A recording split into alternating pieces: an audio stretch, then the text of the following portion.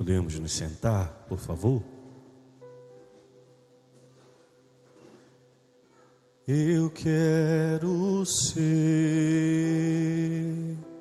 Jesus amado, como um vaso nas mãos do oleiro. Rompe minha vida, faz-me de novo. Eu quero ser, eu quero ser um vaso novo. Essa canção, ela é tão bonita, mas ela nos mostra uma realidade tão difícil, porque a gente canta: eu quero ser Jesus amado, como um vaso nas mãos do oleiro. Você já viu? O oleiro é aquele homem que trabalha o barro, que molda o barro. Você já viu como é que ele molda o barro? Como é que ele faz? Ele senta na frente do barro, não é isso? E fica assim: ai, que barro bonitinho. Vai, vira jarro, vira jarro. É isso que ele faz? Não é não. Ele pega o barro, amassa o barro, ou não é? Se tiver alguém que faça, depois ensina melhor para o padre. Mas ele amassa bem o barro. Primeiro ele precisa compactar o barro, para depois ele começar a dar forma. E aí ele põe naquele trem que gira assim, que eu não sei o nome, não é assim? E vai moldando, e vai moldando, e vai moldando. Às vezes a vida parece que está fazendo assim com a gente também. Vocês não acham, não? Você olha e fala: minha Nossa Senhora do Carmo, meu Deus do céu, parece que a vida está num rodopio que a gente roda, roda, roda, roda, roda, e não parece. E aí ele vai dando forma. Daqui a pouco ele olha, e aquele barro que era informe agora tem uma bela forma. Mas está pronto? Tá nada. Se ele pegar aquele barro, deixar secar assim, na hora que ele puser alguma coisa dentro, ou se dá uma esbarradinha, o que vai acontecer? Quebrar. Fica, como diz o ditado, meio barro, meio tijolo. É bonito, sim ou não? Ah, minha virgem, é bonito, sim ou não? Serve para alguma coisa? Serve, serve. Pega ele com toda delicadeza e põe no lugar, mas não deixa ninguém chegar perto, porque se chegar perto, tem cristão assim lindo. Tu abre o Instagram, tu fala: eita, que lindeza. Mas se a vida der um toquinho, quebra, machuca. Tem um monte de católico assim, lindo, você vê uma belezura, mas não tá tratado pelo fogo. Aí o oleiro vai lá, pega, põe lá no forno, não sei quantos quatrilhões de graus, queima aquele trem, deixa trabalhar, e aquele barro que era barro vira cerâmica, duro feito a rocha. É ou não é? Aí está pronto para usar. Tem cristão que não está entendendo ainda, acha que vai ficar pronto paradinho. Ah não, eu vou ficar aqui, a vida está aqui, está boa. Não, mar calmo não faz bom marinheiro. Já ouviram esse ditado? Mar calmo não faz bom marinheiro. Então é necessário que o oleiro pega, coloca aquele trem no forno e queime. Mas aí queima, sai lindo, duro feito uma rocha. Mas tem um ou outro que o que acontece, o que lá dentro? Ele racha, trinca. É ou não é? Estão vindo com padre ou estão paradão aí? Pode vir, vem comigo, vem comigo, vem comigo, por favor. Ele está rachado. Aí o oleiro pega, vê um barro, vê o jarro e fala assim: nossa, que lindo, mas está rachado. Serve? Serve. Bota lá na estante para ficar pendurado, mas só serve para olhar. Tem um monte de cristão que só serve para olhar. Você pega, todo dia ele bota e não deixa de fazer. Ai, o Padre Julinho está mandando indiretas para mim. Eu sou homem de indireta, me respeite, pelo amor de Deus. Tem cristão católico que todo dia bota uma passagem, uma foto de santo. Faça. Tem muita gente botando o que não presta na internet. A gente tem que botar o que presta, mas só serve para olhar, porque na hora do vamos ver, tá achado. Mas aí o oleiro pega aquele jarro que está rachado e o que ele faz? Joga fora, sim ou não? Claro que não, é evidente que não. Ele olha e fala: eu vou refazer. Rompe minha vida, faz-me de novo. E como é que ele faz? Molezinha, não é? Ele estala o dedo, o trem que está duro vira barro, é isso? Coisa nenhuma. Ele, ó, que aquele oleiro que fez aquele jarro lindo faz? Quebra tudo, quebra muito. E quando está quebrado ainda não está bom, o que ele faz? Esmaga, até aquele caco de jarro virar pó. E depois que vira pó, junta e derrama água. E aí aquele pó fino que não serve para nada quase, vira de novo barro. E ele molda de novo. Rompe minha vida, faz-me de novo. O Senhor vai nos recriar. O Senhor, o que Ele deseja é nos refazer. Mas escuta aqui, em nome de Jesus, o Senhor, Ele vai usar das quebraduras da vida. O Senhor vai se utilizar das rachaduras da vida. A gente tá numa geração muito mais ou menos. Não pode acontecer nada. Ai, meu calo doeu. Ai, minha unha encravou. Ai, meu cabelo está fora do... Pelo amor de Deus. O Senhor, Ele vai se utilizar das quebraduras da vida. O Senhor vai se utilizar das rachaduras da vida. A doença que você achava que era de morte, o Senhor vai se utilizar para glorificar o nome dEle na sua vida. O desemprego que você está fazendo isso aqui, está batendo em um monte de porta e a porta não abre. O Senhor vai utilizar dessa dificuldade, do vizinho que fala mal de você, do trânsito infernal de toda manhã. O Senhor, Ele vai se utilizar dessas coisas. O problema, querido, sabe qual é o problema? É que a gente, tá cego, igualzinho aquele homem do Evangelho.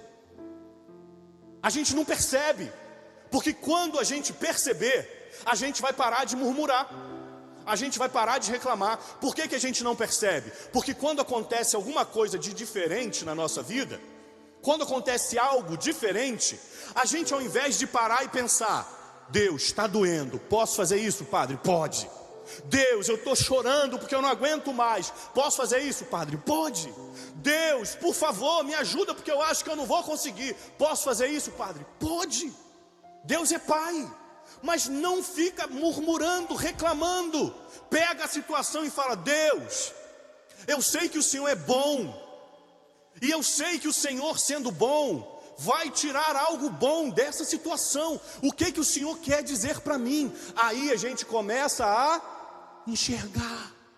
O problema é que a gente não enxerga, a gente reclama. E enquanto a gente reclama, a gente não cresce.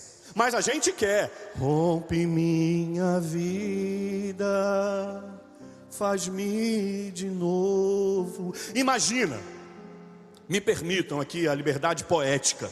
Imagina se o oleiro, na hora de pegar o jarro falasse assim: não quebra não, não, calma aí, não quebra não, tá doendo demais, não quebre não. Não ia nascer jarro novo, é necessário quebrar, mas a gente não está pronto, a gente quer. Rompe minha vida, faz-me de novo, eu quero ser. A gente quer isso, mas a gente não quer passar pelo processo da quebradura. E Deus vai se utilizar dessas situações para nos fazer um homem novo, uma mulher nova. Eu não estou falando para você sair da missa dizendo: Deus, eu quero que todas as desgraças do mundo recaiam sobre mim. Não é isso. Não é isso. Mas nós vivemos numa vida real. Nós que aqui estamos, os nossos irmãos de um monte de lugar do Brasil e do mundo que essa transmissão está chegando. A gente precisa entender que o Senhor quer fazer de nós homens e mulheres fortes, duros, como a cerâmica. Mas para isso a gente vai ter que passar pela quebradura. É difícil, padre. Seja bem-vindo ao mundo real. Você nunca vai me ouvir pregando algo que não seja o Evangelho, e o Evangelho de verdade. Eu não vou prometer para você milagre, porque eu não posso cumpri-los. Eu não vou prometer: vem para cá, pare de sofrer, porque a vida vai ser boa. Vai ser maravilhosa. Mas vai ser maravilhosa porque o Senhor está com a gente, não porque Ele vai nos proteger, como criança mimada. Já viu criança que o pai e a mãe não deixam nada? Outra vez eu vi uma senhora que sabe dessa coisa de educação de filhos. Ela falava assim: tem pai e tem mãe que não ama filho porque tem medo de mimar. E aí ela fez a pergunta para outra moça do podcast: você sabe a diferença entre amar e mimar? Aí a moça falou: nunca pensei sobre isso. E eu vendo o vídeo, o que eu pensei? Nunca pensei sobre isso. E aí a moça deu: isso não é meu não. Eu só não sei o nome dela aqui, porque senão eu falaria. Ela deu a resposta. Ela dizia assim: ó, pais, amem os seus filhos, amem muito. Não tem essa história de não dar colo não. Ama, mas não mime os seus filhos. Aí ela dizia: amar é demonstrar afeto, carinho. Mimar é fazer o que o seu filho pode fazer.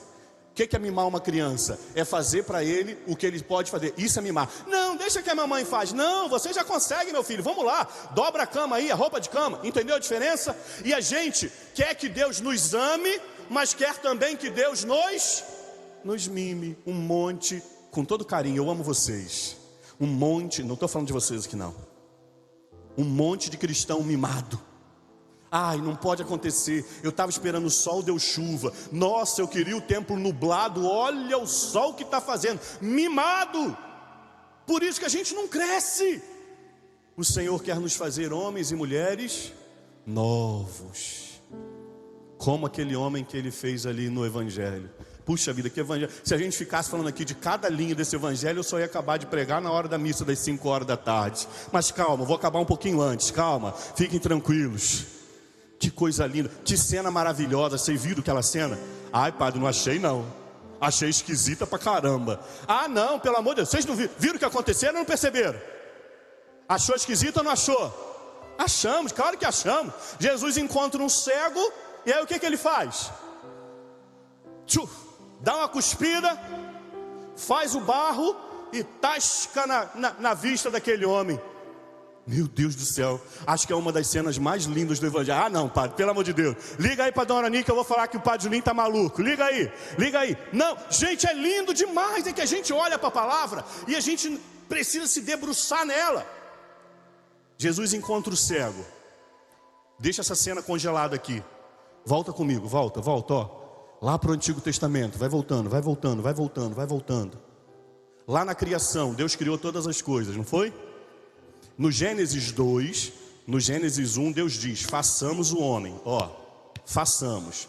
No Gênesis 2, Deus cria o homem do barro. Uai, padre, mas então a Bíblia mentiu? É bom falar sobre isso, hein? É bom. Padre, a Bíblia mentiu? No Gênesis 1 diz que Deus falou: façamos, e o homem apareceu. No Gênesis 2 diz que Deus disse: façamos do barro. Padre, agora foi do estalar do dedo ou do barro? Na Bíblia, olha aqui, a gente precisa aprender isso. Na Bíblia, as contradições não são contrárias. Vou explicar. No Gênesis 1 diz que Deus disse: façamos o homem, e o homem apareceu. No Gênesis 2 diz que Deus pegou o barro e fez o homem. Poderia ter no Gênesis 3 falando que Deus pegou um cacto e fez o homem. No Gênesis 4 poderia ter falando que Deus pegou uma pedra e fez o homem. Padre, a Bíblia está mentindo? Não! A Bíblia está contando uma verdade. Em todos os relatos da criação, mostra para mim que Deus criou. Entendeu? Entendeu o que a Bíblia está querendo dizer? Então, quando na Bíblia as histórias parecem que não batem, não. A Bíblia está contando uma verdade. E qual é a verdade do Gênesis 1? Façamos o homem. Deus. Qual é a verdade do Gênesis 2? Que Deus pegou o barro da terra e criou. Qual é a verdade? Deus. Entendeu o que a Bíblia quer? Nos mostrar que Deus criou. Aí lá no Gênesis 1, Deus pegou o barro, moldou o barro e criou o homem. O homem já estava vivo, sim ou não? Estão comigo? Acorda em nome de Jesus. Estão comigo? Hein? Vou dar uns gritos aqui, hein? Eu grito. Se precisar, eu grito. Deus pegou aquela criatura e fez o que nas suas narinas? Insuflou, soprou o seu espírito, o seu ruá, uma palavra que a gente conhece, o seu hálito. O hálito de Deus deu vida àquela criatura, sim ou não? Aí agora aquela criatura foi criada à imagem e semelhança de Deus, perfeita, sem pecado, sim ou não? Estão comigo? Posso seguir? Aí Deus criou aquela criatura imaculada, sem mácula, sem mancha, sem pecado. Aquela criatura andava com Deus, aquela criatura tinha intimidade com Deus. Mas aí o homem livremente escolheu se afastar de Deus. Foi ou não foi o pecado? Eu estou correndo por causa do tempo, mas fica comigo, por favor, não desliga ainda não. A criatura resolve se afastar, pecar. E aí agora a criatura perde a amizade, a intimidade com Deus. E passam-se os séculos, e a criatura tenta se aproximar de Deus, mas não. Lembra que lá no Antigo Testamento fizeram até uma torre. Vamos fazer uma torre para a gente chegar no céu. Qual que é o nome da torre? Tão sabido da palavra, glória a Deus. Conseguiram? Foi uma confusão, cada um falava uma língua, ninguém se entendia. Olha que coisa bonita, para a gente terminar. Nossa, tinha tanta coisa, Jesus. Para o tempo, um momento para mim, Senhor, por favor, para eu continuar pregando. O homem peca e se afasta de Deus. Agora o homem não consegue mais se aproximar de Deus. Então o que Deus faz? E o verbo se fez carne. É Deus que se aproxima de nós, pelo amor de Deus. Se você acredita nisso, aplaude Jesus aí, por favor. Aplaude, por favor, pelo amor de Deus. Eu tenho medo, gente, de verdade, eu tenho medo de estar celebrando a missa e morrer, porque eu acho que essa palavra, ela é tão impactante, que eu tenho medo de separar também o coração. Senhor, me acolhe no céu, porque que coisa linda. Deus cria o homem perfeito, e o homem se afasta dele. Aí, como o homem não consegue chegar mais perto dele, é Deus que chega perto do homem e vem até nós. Volta para a imagem congelada aqui. Jesus encontrou a criatura que não é mais perfeita, é uma criatura imperfeita. Claro que ali a imperfeição é física, é a cegueira, mas é a cegueira daqueles que não conseguem se aproximar de Deus. Ó que coisa linda, ó que maravilhoso. Aí Jesus, que é homem verdadeiro, mas que é Deus verdadeiro, o que Deus faz? Rompe minha vida, faz-me de novo. Meu Deus do céu, quando Jesus pega da saliva dele e bota no barro, Jesus está falando assim, ei, sou eu, Deus, que estou refazendo a criatura. Sou eu, Deus, que estou pegando a criatura imperfeita e estou tornando essa criatura de novo perfeita. Por isso ele cospe, mas ele não cospe no sentido de porcaria, não. Ele está dando do seu hálito, do seu sopro, do seu espírito. É Deus que está falando. Eu estou pegando essa criatura imperfeita e estou recriando-a. e tornando de novo o homem perfeito, agora não mais cego, que não consegue enxergar espiritualmente, mas Deus está criando a criatura perfeita, que consegue enxergar. Ah, Deus. E aí depois ele diz, agora vai lá se lavar na piscina de Siloé. Ah, meu Jesus do céu. Aí o Senhor nos deixa a igreja. Eu sou completamente apaixonado pela igreja. Eu amo, tá transmitindo, minha família está vendo lá em casa. Eu amo mais a igreja do que eu amo a minha família. Eu amo mais a igreja do que eu amo o ar que eu respiro, porque é na igreja que o Senhor nos faz. Minha família, eu amo vocês, vocês sabem que vocês são o amor da minha vida, mas eu não posso disputar com Deus. Eu amo o Senhor sobre todas as coisas. A nossa piscina de Siloé é o nosso batismo. Que coisa espetacular! Porque é no batismo que o Senhor nos torna homens novos.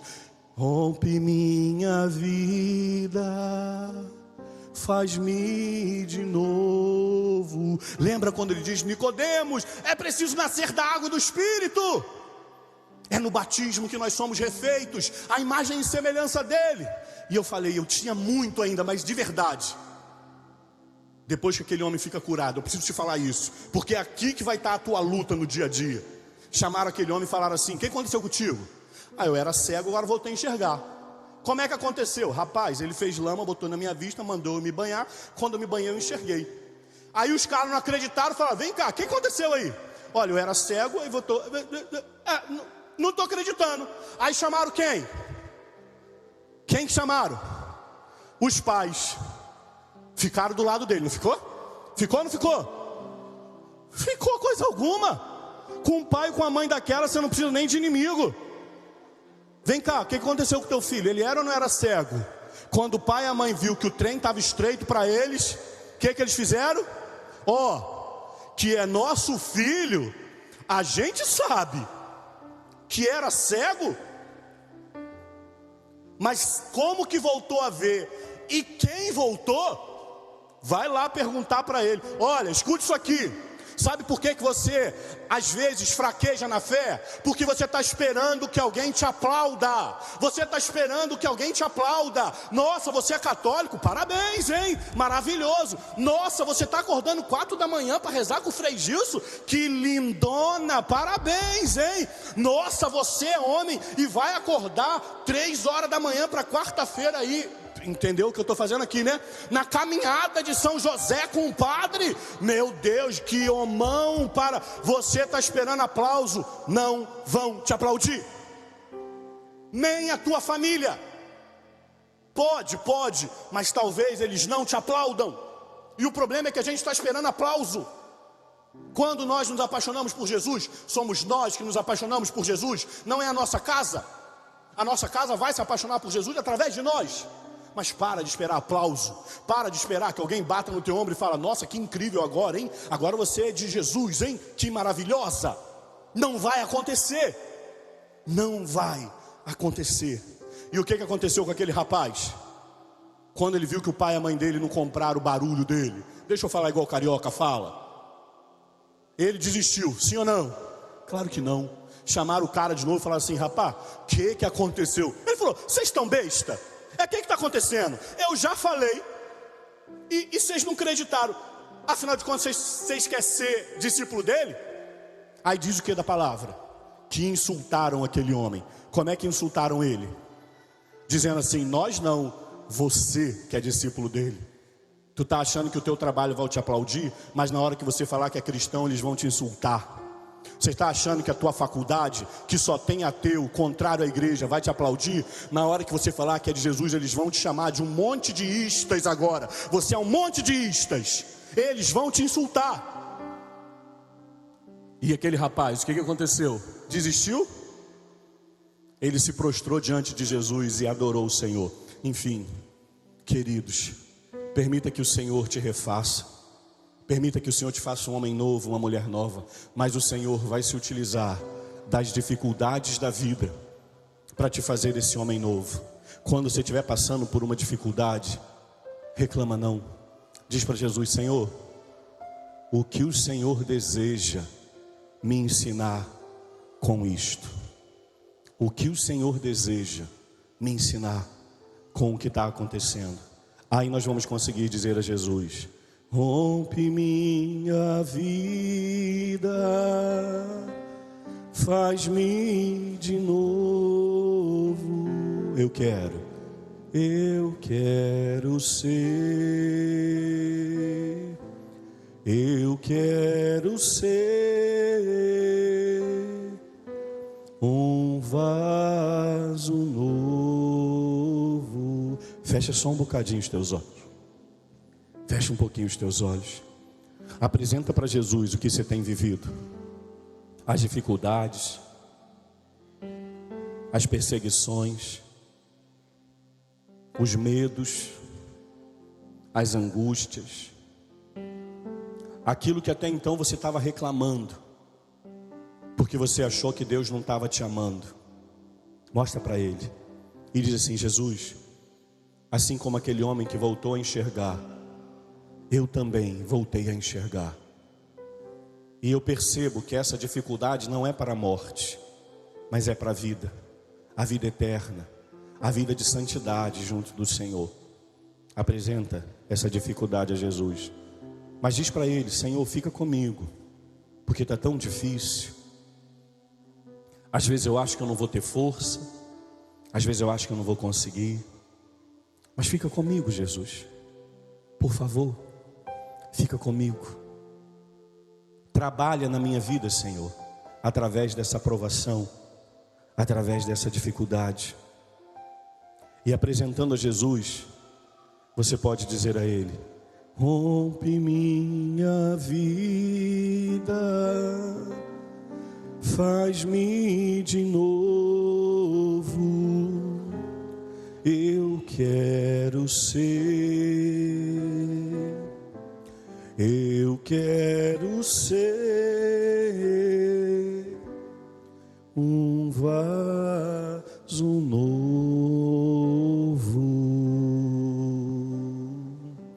E juntos professemos a nossa fé. Creio em Deus Pai